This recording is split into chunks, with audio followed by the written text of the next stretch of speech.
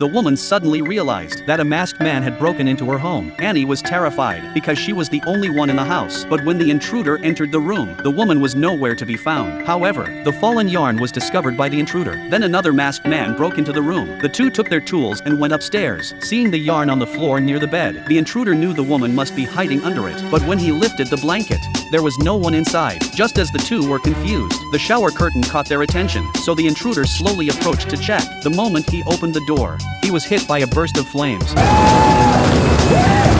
He fell to the ground in agony, while the other intruder moved toward Annie. Annie calmly picked up the flamethrower, then quickly ran to the door and rushed downstairs. But as she looked back at the intruder's face, she didn't notice the basket under her feet. Annie accidentally rolled down the stairs.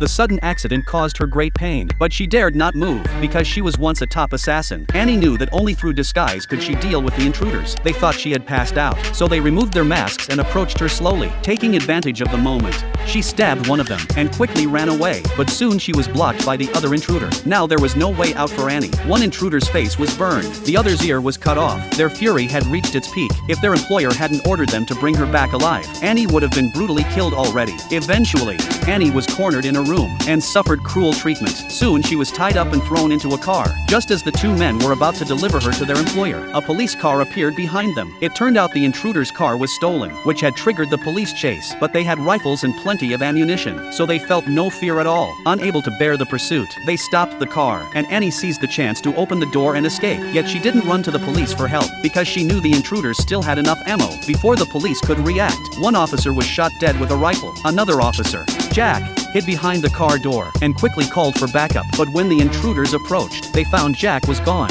Jack soon found a convenience store where he ran into the escaping Annie.